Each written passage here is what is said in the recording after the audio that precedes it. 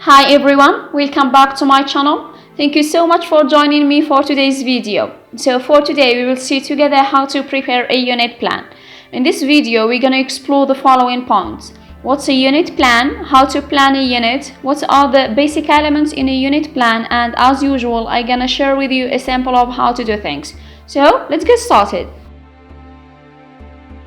A unit plan is an outline which shows what content and what learning objectives should be dealt with and achieved over a specific period of time or instruction. A unit plan includes many elements such as skills, desired learning outcomes, and assessment methods. Setting a unit plan is very important because it helps the teacher get a general overview about the things that should be covered within the unit. Also, it allows the teacher to arrange lessons in the appropriate sequence to achieve the long-term goals. Now let's look together at how to plan a unit. Planning a unit cannot be done in a random way. The teacher needs to take a number of points into consideration while planning any specific unit. So first, the teacher needs to identify the main theme of the unit and the subtopics to be included within that theme. Also, the teacher has to estimate the time needed to cover all the topics in the unit, and he has to set SMART learning objectives. In addition to that, the teacher has to select the appropriate teaching and learning strategies and techniques to be used throughout the unit. And lastly, the teacher needs to identify methods of assessment through which he can evaluate how successful the teaching and learning is. The basic elements of any unit plan include the following. First, learning objectives. Second, language outcomes. Number 3, skills or strategies outcomes. And number 4, assessment methods. While preparing your unit plan, try to arrange these 4 elements in the form of a table in order to keep things organized and neat. In this part, we will see a concrete example of a unit plan. I have chosen Unit Ethics in Business for third-year high school learners. Still, you can design a unit plan for any unit you want, going through the same steps. So let's look at this in more detail. The first step in preparing a unit plan is setting learning objectives. So for Unit Ethics in Business, we have 4 main learning objectives. Each objective is the outcome of a series of lessons that are covered during a specific sequence. So, for example, for the first objective we have here, learners will be able to write a public statement about fighting corruption. This objective should be achieved at the end of the first sequence, listen and consider.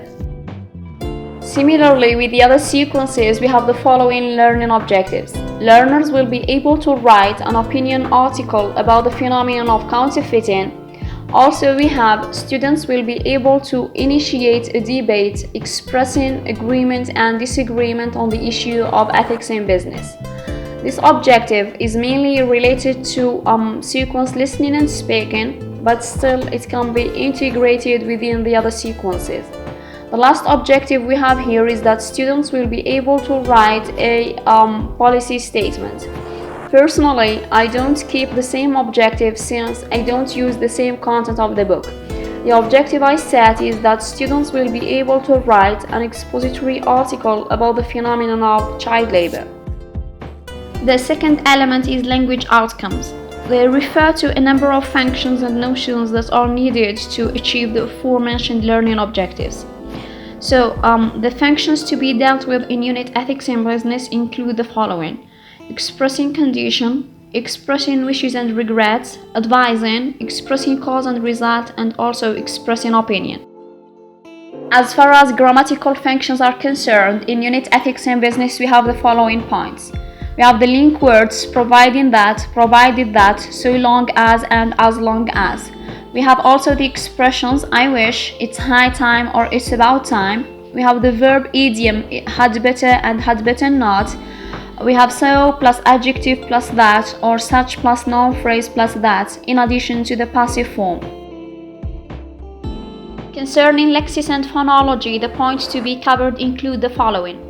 Exploring vocabulary related to corruption and fraud, prefixes and suffixes, stress in words ending in ek and x, and also final s pronunciation.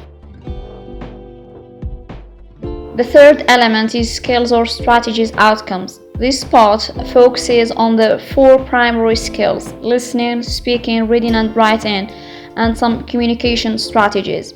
So for unit ethics in business, we have the following points: listening for gist, listening for specific information, defending opinions, skimming, scanning, and also writing an opinion article. The last part has to do with assessment methods. For assessment, it should occur at regular intervals during the sequences and at the end of the unit. Some common ways of assessment include the following: open-ended questions. They are questions which allow for free-form answers where students respond using their own words. An example is think, pair, share. We have also quizzes and pen-paper assessment. In case you want to have more details about this topic, just leave a comment below and I will be glad to share with you how I usually prepare a unit assessment. That's all for today's topic. Hopefully you find it helpful and useful. If you have any questions, suggestions or topics you want me to deal with, leave a comment below. If you like the content of the video, subscribe now and share the video with your colleagues. Stay tuned. Have a nice day. Bye.